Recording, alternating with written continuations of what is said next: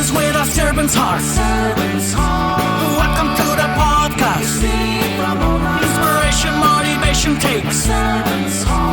Listen to the podcast. We're all about to talk about life. Our guests will share their life story. We want you to success in life and business. We're ready and we will start shortly. We're gonna talk about life. We're going to speak on business. You're gonna shine bright. We are going to witness. Business with a servant's heart. With hosts Steve, Ramona, and Ray. Inspiration, education talks.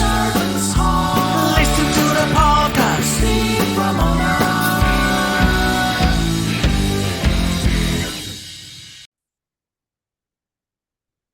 Welcome, everyone, to Doing Business with a Servant's Heart podcast. I'm your host, Steve Ramona. I am so thrilled to have you join us today. We've dedicated this podcast exploring the idea of doing business and work with a servant's heart. And what happens? That ROI is making a difference and an impact in your world. How'd you like to do that every day? Also, we created this show to motivate you, inspire you, and educate you to make that exact same impact with your servant's heart. Also, too, I want you to think about it. Here's your call to action today. How are you going to serve yourself and how are you going to serve others today and what impact you'll create today? The key word there is today. Don't wait. Start right after this show. Start impacting and changing people's lives right away. Now, today's episode is sponsored by Pantheon Alliance. Imagine being with an exclusive community of high-income, successful business owners who are creating a platform to grow and impact the world. Being a thought leader is so powerful, and this group is doing that. For more information, reach out to me and I'll get you all the information on that. With that being said, impact, changing the world, all that great stuff. Well, how'd you like to do that in sales?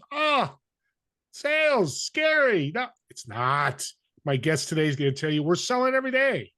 I just sold my coffee guy. I had to buy something. I sold him on something to add cream. You guys got to realize, and girls, we're selling every day and you got to enjoy it because it's really easier than you think. With that being said, I want to welcome my incredible guest, Dr. Donna, to the show. Hi, thank you so much, Steve. You're so welcome. Sales, sales, sales. Mm-hmm. What the heck is it? Well, sales is just the act of getting someone to yes by mutual agreement. That's all it is. And when you look at it that way, it's not that icky, sleazy, slimy thing. We're sold every single day in a myriad of ways. And there's actually a really cool documentary, I believe, on Netflix on how we get sold things every single day, subtly and blatantly. But when you are able to sell, whether it's selling yourself in your career, selling your authority, your children, that can be kind of an interesting journey. It's a wonderful, wonderful way to be of service. And one of my Donna-isms, as my students put it, is that work is what you do to finance who you want to become and who you choose to serve. That's the whole point of doing this thing we call employment. It's to take care of your immediate needs so that you have the space to make a difference. And sales is an intricate part of that. Amen to that. Sales changes all the time. How we sell was different in the 60s, different in the 70s, different in the 80s. How do you see sales right now in 2024? Well, sales right now is a little bit interesting because, now that I'm of my middle earlies, I'll put it that way. I'm selling across a lot of generations, and not everyone is willing to tune their listening to deal with. We've got the multi-generational conversations going, and then we also have these personality types that really began to come to the front following COVID. We've got people who are not peopling very well anymore. We have people who are very, very into themselves. We have individuals who are trying to hang on to the old dog ways of sales. But the most important thing that I try to convey to my audiences and my clients is that you must hone your listening skills and then tune your conversation to the listening of the person that you address. This is so not about being the smartest person in the room, because that's not going to affect change. It's understanding how a person communicates or relates their feelings about their challenge or their pain or their situation, and then wrapping your solution in that. And the other thing is, please, all money is not good money, and everybody is not your ideal client. You only want to attach your brand to a person or a situation that is going to raise your visibility and your credibility, and someone for whom you know you give a stellar outcome. If you can't give them a stellar outcome, you will be forever fishing. What you want is for them to sing your praises from the rooftops, and we know that we are a group of followers. So if somebody else says you're good, maybe I want to check you out. If nobody says you're good, well, nobody knows you, you can't be good. Yeah. And cross-generational, what a great tip. I mean, it's got to keep an eye, no matter what you do. Maybe it doesn't go all generations, but that's a tip to remember. That's actually a $1 million tip. It's powerful. And the other thing about sales is to say no.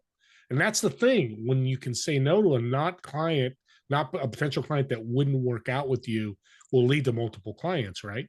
Mhm. Yeah. Absolutely. Because you know that we don't always share someone that we find who's fabulous, because some of us still have a scarcity mentality.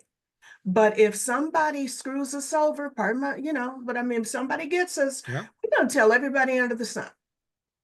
I mean, that's going to get out quicker, quicker, quicker. And so you want to be, again, that person that people sing praises over, and they want to be known for having a relationship with you.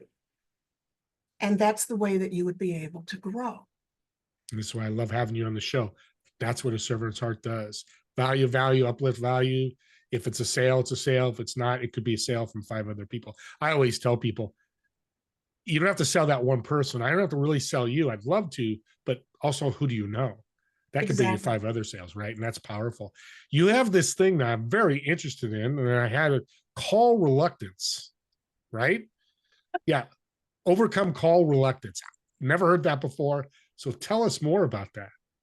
Yeah, I also call it phonophobia.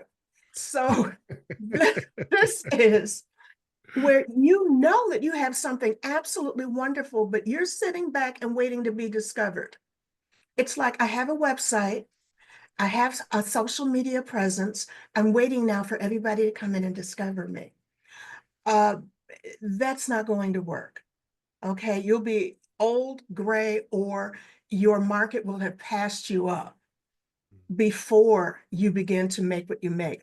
I have actually 4 types of sales calls that I call non-sales calls that you can do to begin to get yourself out there and to begin to spread your message. The first one is, if you do networking, online, offline, kids' sports games, church, whatever, and then you listen to the people and you say, you know what, I'd like to have a conversation and get to know you a little bit better. And that's what I call an introduction call. You're not trying to sell them anything. You just want to learn a little bit more about them, how interesting they are, because we must remember that it is not their responsibility to remember us. It is our responsibility to make ourselves memorable. The second is what I call the reintroduction. You got a phone, and that phone has 2, 5, 800 people in it. When is the last time you had a true conversation with them? Whenever you spoke to them last, you're frozen in time in that spot. Okay, so if you were having a problem on your job, or if you were still in school or whatever, they don't know that you've grown beyond that. Have a reintroduction call. Hey, Steve, we haven't talked for a few months. Last time I talked to you, you were working on this particular project. I was working on that particular project. What's been going on since then? That's the reintroduction. Then there is the appointment call. hey, Steve, we had this conversation about a month or so ago, and you told me you were looking to meet people who were in finance or whatever it happened to have been. I have someone I think might be a good connection for you, but can we have another 5 minutes together so I can make sure that this is a good introduction for you? Because I don't want to waste your time. Okay, that's an introduction call. And the last one is the invitation, which to me is my favorite. One other thing that I talk about frequently is something that I acronym SPOT: suspects, prospects, and ambassadors. Suspects have a longer sales cycle. Prospects are warm and, ooh, please tell me how much it is and how can we work together? And then the ambassadors are people you may never do business with, but they're willing to vet you and introduce you to their people. You need to find ambassadors and you need to be an ambassador. An example of that is, Steve, you told me you were looking for a new place to network that had high net worth individuals interested in $1 million projects. I got an invite into something really, really cool. I'd love for you to be my plus one. So you've got your reintro, your intro, your invitation, and then of course your appointment. Those are 4 types of calls that make you more memorable, but you didn't try and sell them a thing, which is not to say that a sale won't come out of it. Yeah. And just meeting you today, I'm telling you, I did all 4 of those things and my life has completely changed. Told you my story, what's happening. And I talk about networking properly. And that's the best way to network. So here's a big question that I talk to my guests that do sales. Should everybody be doing sales for companies? Say that again. Should everybody be a salesman in a company? Everyone is a salesman in a company. I don't care if you're the receptionist, the janitor, or the CEO. The way, how they say, the way you do most things is the way you do everything. And so you are the face of, all right, regardless. So you don't have to be on the sales team to be involved in sales.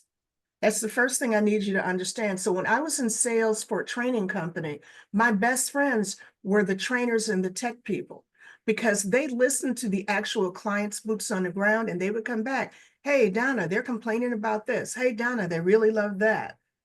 Okay. And so that's very, very important. You are in sales for your career. You want to get that promotion?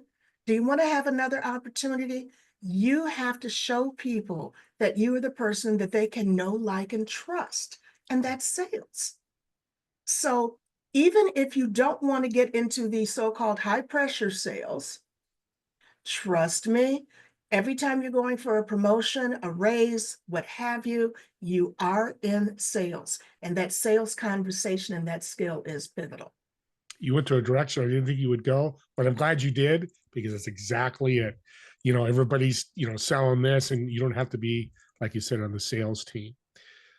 So people listening, we now know you're an expert in sales. You know business inside and out.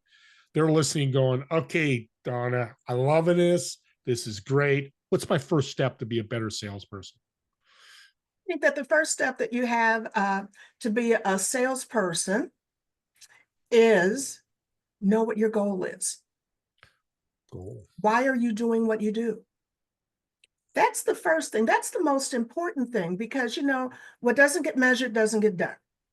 And if you know that, my goal is to put my kids through college, make sure my parents are taken care of. This is a true story. I went through this with someone, and have my retirement taken care of. And I said, okay, give me the magic number. They gave me the magic number. I'm like, okay, this is now our sales goal. This is our sales goal. So how are you going to attain that? What are the deliverables we have to put together to get there? Okay, you're at this particular spot right now. This is how much you're making. The next step would be to get to here. This is what we need to get there. The next step maybe would be to change companies or get a better title. This is what we need to do that. And that's the way that you reverse engineer yourself to success. Each one of those steps is a different sales process. I helped a mechanical engineer go from nobody listens to me and I never get the good projects to raising their revenue by 30% in a year and a half, getting their dream job, and nobody listens to me. to writing global papers on medical devices. And it was all sales. This person was not in sales, but it was mastering the sales conversation that got them the visibility and recognition that they needed. Yeah. So the first thing is understanding what your goal is. The next thing is understanding that you don't know everything. Be coachable. And the Yeah. third thing is to get yourself a coach. Yeah. Amen to that. And it's interesting. People look at money as the ROI, but you just told us a story. Money was eventually the ROI, but the ROI was him doing global papers. That was his ROI. And that's what people, you have to understand what she's saying is powerful. We're so focused on money. I want to make $1 million a year than say, you know what? I want to have 50 new clients, because 50 new clients could lead to many more introductions. I love that. Or I want to achieve this particular title. Yeah. Okay, who do you need to connect with? Who do you need to be memorable to be invited into the opportunities that are going to get you to that title? You're checking a lot of boxes here. I'm loving it. And I talk fast. Yeah, you know, you're good, because I love what you're saying. You know, one of the things I love about you, you don't know this, do you? What? You have humor in your business. Oh, yeah. Not enough people do.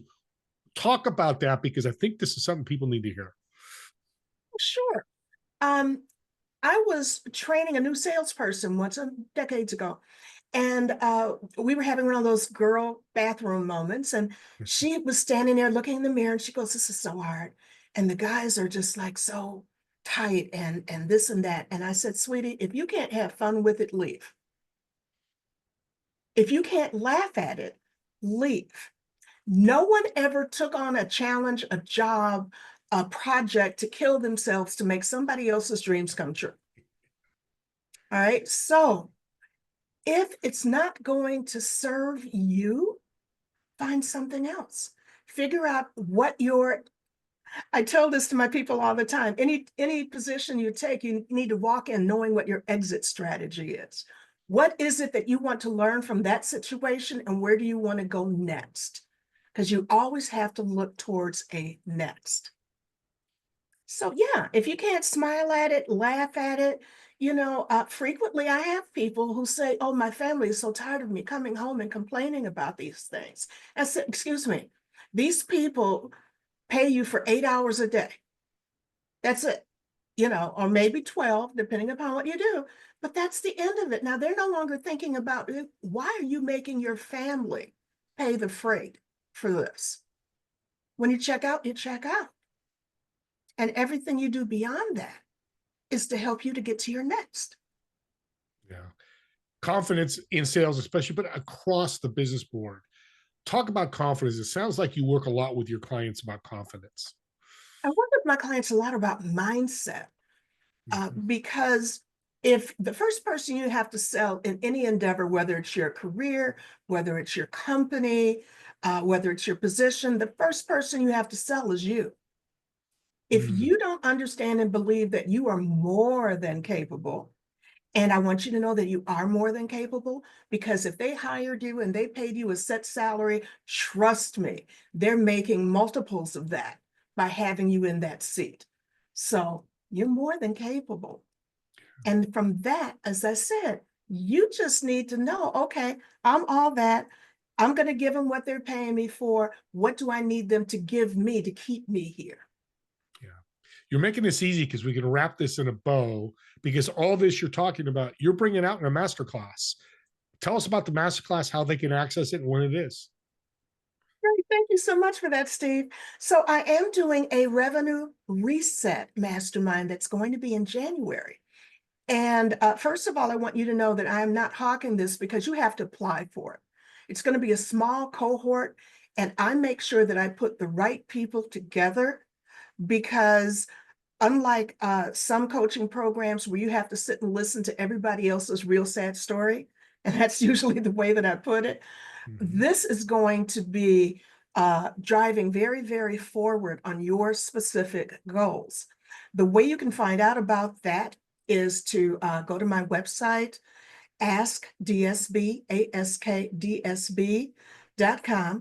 And on the bottom of the menu at the top of the page, you'll see Revenue Reset Mastermind. You'll get details on it there. And then we can schedule a call. But you know, your audience is more than welcome to just go to my website, click on and have a 20-minute call with me. If I can give you a little shot in the arm, a little bit of inspiration or redirect you, I'm willing to give you that no obligation, no cost call. Because you know him. Servant's hearts right there. And to tell you what, we just got about coming to the end here. 20 minutes of all that shot of motivation. Imagine another 20 minutes or 30 minutes or being part of the masterclass.